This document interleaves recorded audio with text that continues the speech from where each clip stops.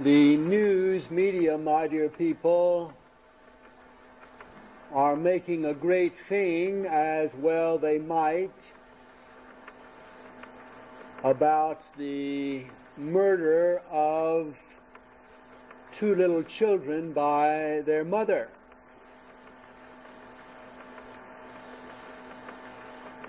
And of course, this poor woman is going to have to suffer terrible sorrow and terrible punishment on account of this, as she should. But I hope that when you listen to all the screams of the newsmakers or the news gatherers and the news commentators, you do not fail to think about such matters as a Catholic ought. For instance, how is it that this woman cannot kill her two children, whereas a few years ago, when they were yet unborn, she might have, with the blessing of our government and the news media? What is the difference between murdering a child who has never seen the light of day and one who has, or whom others have seen? And how is it that O.J. Simpson can carve up his wife and he is a national hero, but this woman cannot do the same with her children? How is that? How does that work? And if the President of the United States can eliminate people who are a threat to his political power with never an investigation being undertaken, how is it that ordinary citizens have to answer for what they do? How is that?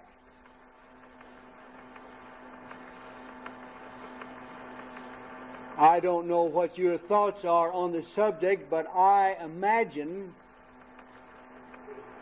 that if anyone were to ask this woman, she would say, "I could not stand the crying anymore." Maybe she will never get a chance to answer that question, but I get the idea that a woman who is trying to take care of children without there being a father is very hard put to it, because there is no let-up. She has to worry about all the expenses. She has to worry about someone taking care of them all the time. And she probably feels very much alone. Now, you know, we are not excusing the crime, but, pardon me, we have to ask the question, to what extent is the father guilty of this crime? Where is he in the picture? How much responsibility does he have for this terrible thing? Because he is supposed to be there.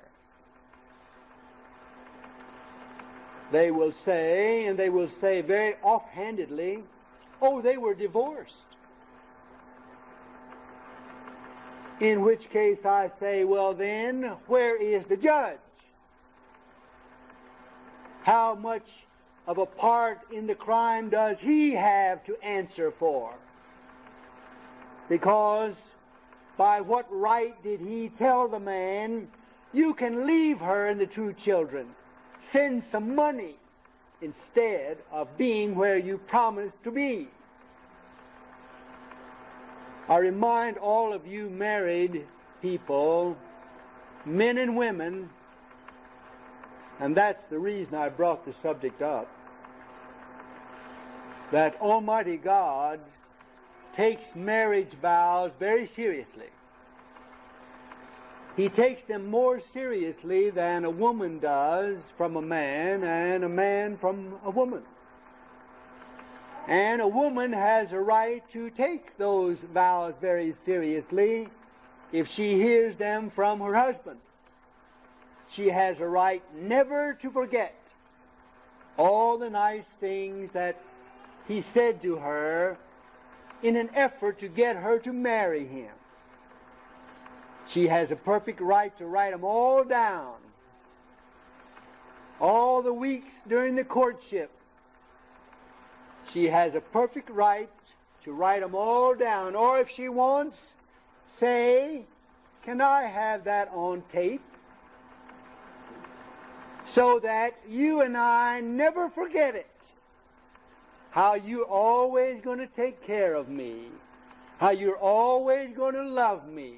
How you're never going to look at another woman, even when we are 30 years married. You're never going to let me be lonesome. You're never going to make me carry all the burden. You're never going to say an unkind thing to me. You are going to love me with all your heart always. That's the way they talk. Isn't that true, ladies? When they are courting, they're all poets. You should write it all down and keep all those letters. Spend a little time away so they'll write some letters. Or get the little gadget whereby you can tape the phone conversation. Keep it all in careful file because you will need it. Or you will have reason to wish you had it. And you have a perfect right to demand that they stick to the terms of the vows because God will. And you men, you have a perfect right also to have a tape recorder. Because you have a right to ask the same thing. You have a right to expect that she will always love you. That she will never call you names. That she will stay with you always. That she will not spend money that you haven't made yet. That she will be proud of your children, as many as God gives you. You have a perfect right, you men, to expect that she will obey you. Now you done stopped preaching and gone to meddling, parson. You have a perfect right, you men, that when you say, that is enough, the discussion is over, this is what we're going to do, that she will say, you're the boss. And not to nag you out of the house. You have a right, you men, when you ask for a little quiet, that you get it. You have that right. The main thing is that both the men and the women have a right, and this is a legal right, and it is a religious right, and it is a religious obligation before God, that you keep your word to each other spoken before and on the wedding day. I promise, I vow, before God, I vow it. I will be a good man to you. I will be a good woman to you. You both have that right. And if it's not a happy home, it is due mainly to those things. Not keeping your word. If you don't want to get married, you young people, you girls and you boys, if you don't want to get married, you have a perfect right. You can be a sister. You might be able to be a priest. You can be a monk or a hermit, or you can be just a no-good single man. You have that choice. But if you say, I do, in a wedding ceremony, you're not free anymore. You are committed. And God will hold you to it. Now, this kind of talk, as you know, is altogether foreign to the world nowadays, and you're not going to hear this kind of talk with regard to this poor woman. You're not going to hear any of this to explain why a woman could do such a terrible thing. But all of us know, all of us, that is, who have children, know that children can drive a mother and a father not to do these things. That's extraordinary. But children drive mothers and fathers to cogitate or to threaten, I am going to murder you, child, if you don't do this or that. They're not going to do it, but the words come because the children drive them to it. And you children are not supposed to do that. You're supposed to be sweet and obedient, whether you like it or not. At one of the places that I say Mass, I'll present this little question to you, parents, or any of you, because I don't know the answer. The woman has taken her 2 boys out of the public school because she has seen what the public schools have done to her older children. These 2 boys are, I think, about 12 and 14. They've been in the public schools that long. And now she is undertaking to teach them. And she came to me very recently and she said, Father, I don't know what to do because they will not obey me. They say they don't like this homeschool business. They despise it. And they say that they're not going to cooperate. What does a parent, or what do parents do with children who simply will not obey? Do they whip them? Suppose after they whip them, they still don't obey. What do they do? You children, what would you do if you had children who would not obey? What would you do? Would you take them down to the sheriff's office and say, you keep him for a while? Frankly, I don't know what parents do with children who will not obey. They have a right to impose corporal punishment, but there is a limit to what they do with bad children, or can do. And so we have to remind children that you are answerable to God for the way you obey. You are bound to obey. And God will punish you much more severely if you don't than your parents can or are permitted. By the way, did you, dear people, realize that there is a bill in Congress right now,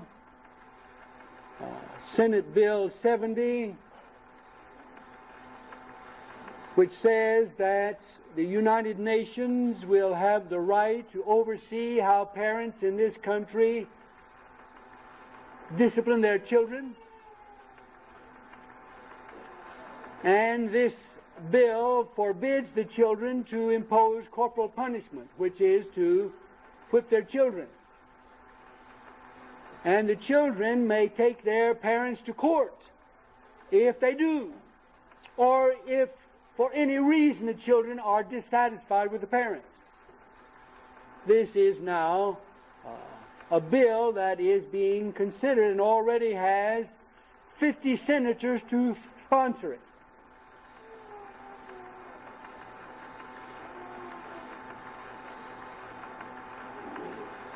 If things are right, the church is on the side of the parents in the hope that the church can urge the children, if not for the love of peace, and if not for the love of their parents, if not out of gratitude to their parents, at least for the fear of God, to obey their parents. I'll say it more simply. It is the place of the priest in the pulpit to tell the fathers and the husbands, do what you vow to do. Love your wives, even if they're not cute and beautiful anymore. Love them the way you said you would. Always, you said. Always. I want only you. My life is altogether incomplete without you. I cannot go another day without you. So he says. And the church is supposed to tell the wives, obey your husbands. And I add, wives, hold your tongues. There comes a time when you're supposed to say nothing. And that is very hard for women. By the way, you young men, now this is an aside, if you find a girl whom you think you might learn to love, one little observation I would suggest to you. Find out if your girlfriend loves to talk. If she loves to talk, you better learn to love to listen. Because she is going to want you to listen. And she is going to want you to learn. And you children, the church tells the priest to tell the children to obey your parents, because that is your duty as children. You are supposed to obey your parents. That's a good thing. That is how you learn to be a good parent.